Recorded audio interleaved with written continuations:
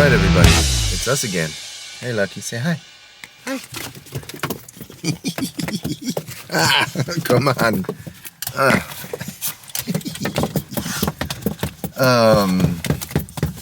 Alright, let's fix this up here. There we go. Alright, that's better. Was it? Good boy. So, hey everybody. It's Matthias, the German with a gun. I have had multiple students now taking a class with me, just a firearm safety class. Whenever somebody calls or texts or emails or whatever about it, just a basic firearm safety, first question is always, hey, is this court ordered? 9 out of 10 times it is court ordered. So what happened in this case was, and I've had this happen multiple times, a student is charged with an illegal discharge. And what happened? They fired a warning shot. So I want to take this opportunity to talk a little bit about warning shots. What's up? Is there a dog? So we don't do warning shots. Why don't we do warning shots? There's a couple of really good reasons for it.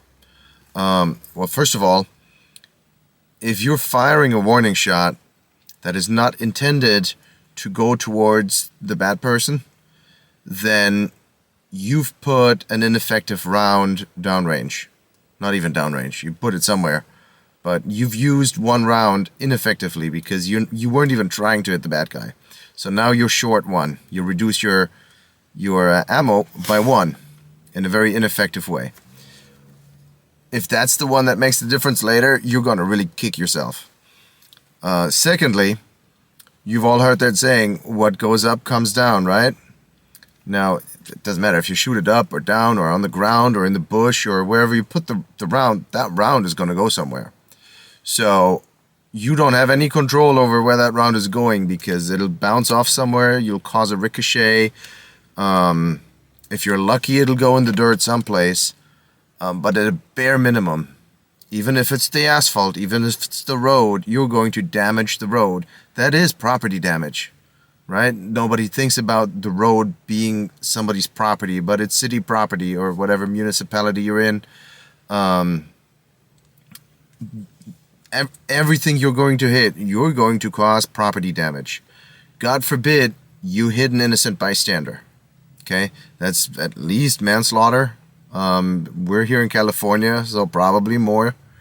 And then,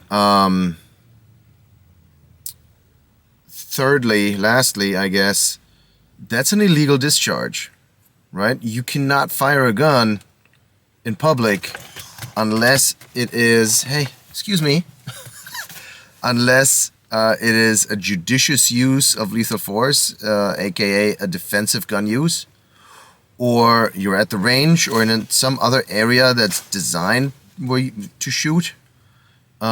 Maybe somebody's private property with the permission of the owner, but then you have to make sure the neighboring dwellings are a minimum distance away, that sort of stuff. So there aren't a lot of places where you can shoot, especially not in California. Maybe when you're hunting, but then you have to have the license, all that sort of stuff. So that's an illegal discharge. What I found interesting was, and again, this is not the first time I've had a student with that case. So everybody that takes the class, I tell them, hey, talk to whoever is your defense attorney. If it's a public defender or somebody else, talk to them and ask them if they want to make this argument, okay? So you fired a warning shot. You did not want to shoot the bad guy. If the warning shot was good enough to ward off the attack, fine. But then what you did do was you saved the attacker's life, right? Had you shot the guy, that would have been a judicious use. Sorry, that's a hard word. No problem, right? But you didn't. In order to save the bad guy's life. You value every life, you save the bad guy's life. Okay. But now it's an illegal discharge, and now you're getting charged with a crime. Most cases, so far all the cases that I've had, the charges were dropped in the end, but that's not guaranteed, okay? And I'm not sure what part that argument played. But let's say you're shooting the bad guy, you hit the bad guy, you kill the bad guy, you smoke him, they're done. That's not a crime. Of course, you know, all the minimum requirements are met. The attack is imminent, the attacker has the intention, the means, and the opportunity, all that sort of stuff. You weren't in the wrong, you're the innocent victim of the attack. If all that's met, then yeah, sure, that's a judicious use of lethal force. Even if you happen to miss, right? If you shoot and you miss on purpose, well, that's a warning shot. But if you shoot and you accidentally miss, you're still on the hook probably for property damage, and also if you hit an innocent bystander, so you want to make sure you're a decent enough shot that you don't miss. But then that's not a warning shot, right? If you intend to shoot the attacker in self-defense and you miss, that's not a warning shot. I don't know if the attorney can make that argument. Depends by how much you miss, I guess.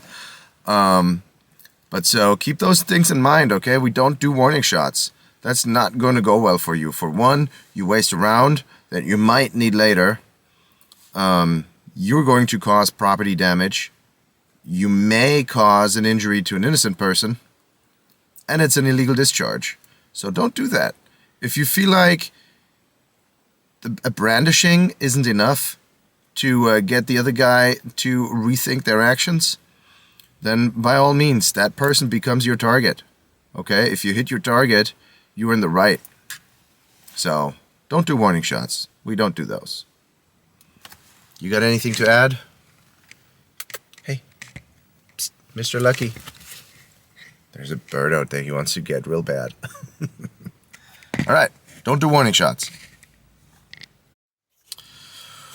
Do you have alternatives? Is there anything else you can do other than a warning shot?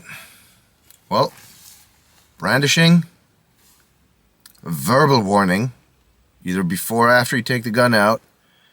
Depending on the situation, maybe you have tried other non-lethal options. Now, that's a tough one because you need to meet the force that's presented against you with the same level of force. If you don't have the option for non-lethal first, then you don't have. So that's fine, no problem. You can brandish, you can give a verbal warning. Sometimes you don't have time to do any of those and you go straight to lethal force. Get some training to learn when that's appropriate, when that's the right case. But, you know, if you're in the situation and you need to make a split-second decision, that's probably, you know, if you only have a split second, then go to lethal force. Most likely, probably. Depends on the case. But yeah, you have other options than a warning shot. Brandishing, verbal warning, and maybe you don't have time for anything, you go straight to lethal force. Don't shoot a warning shot.